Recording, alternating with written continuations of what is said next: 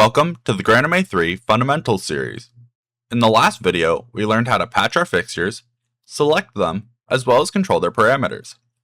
In today's video, we're going to begin exploring two powerful tools, groups and presets. Now, what are groups? On most consoles, a group is just a list of fixtures and objects that you can then apply actions to. However, with GrandMA 3, they're a little more advanced. Groups inside GrandMA 3 will also remember the order and arrangement of our selection grid when we store them. This allows us to create various different groups for various different effects. To get started with groups, we're first going to make a group view that we can then use to make new groups and edit old ones.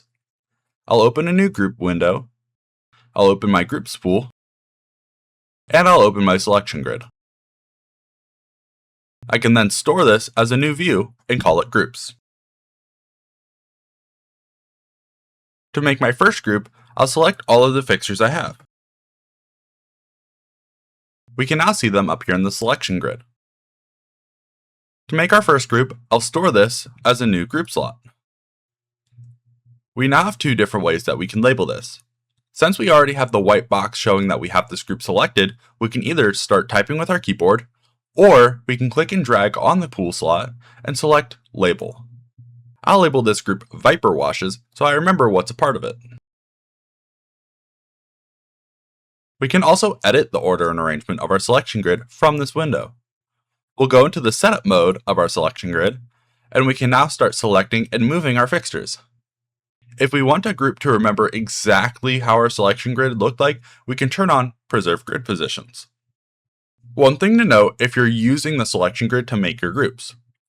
Only the fixtures with the yellow highlight box will actually be stored in the new group. In our scenario, we have fixtures 101 through 112 shown in our selection grid. However, 103 through 109 are the only ones with the actual yellow box around them. Meaning that if we were to store this into a new group slot, clear out, and then reselect this group, only those fixtures will be stored. I'll go ahead and delete this group since we won't be needing it that much. I'll reselect my Viper Washes group. I'll go into setup mode, and now we can make some groups that we'll actually use. For this series, I'm going to use four main groups.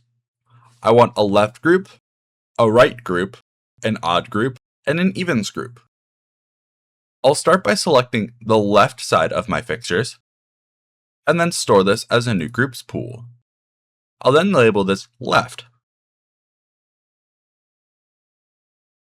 I can then repeat this process for the right fixtures. To make my odd and evens groups, I'll start by selecting all of the odd number fixtures in our selection, and then I'll store this as an odd group. I can then repeat this for the evens. Now that we have some groups made, we can now begin working with presets.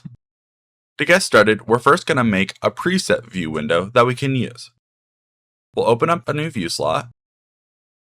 We'll open up our groups, and then we'll go into our presets tab and open up color, as well as position and dimmer. We can then store this as a new view window and call it presets. To make our first preset, we'll start by selecting a group, and then we're going to open up our encoder bar. We'll go into the dimmer tab and set our dimmer to 100. We can now press store and click into our dimmer preset pools.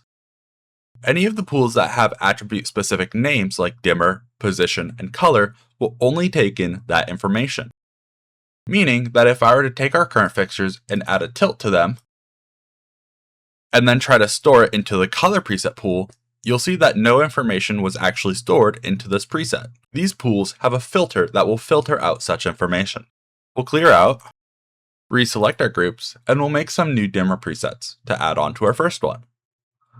We'll do a 50% preset, as well as a 0 preset. This gives us a variety of dimmer levels that we can then use.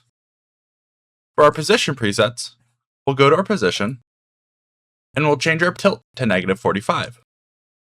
This will have our fixtures point outwards at us. We'll store this as a new position preset.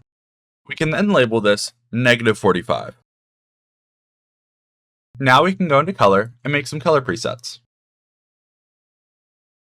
I'm going to do the colors of the rainbow. So I'll start with red, and then I'll make my way through the rest of the colors.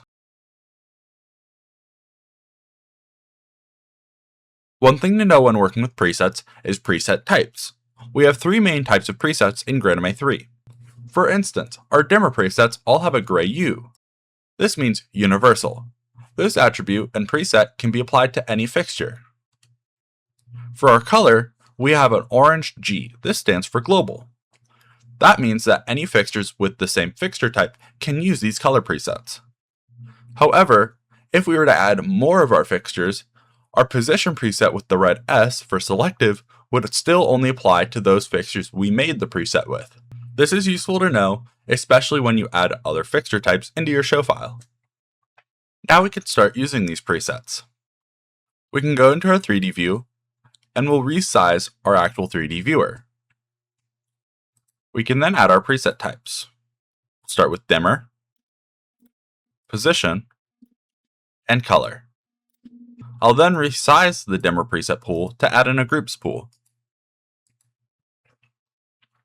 If I clear out, you can now see in the 3D viewer when I select a group, as well as apply a preset.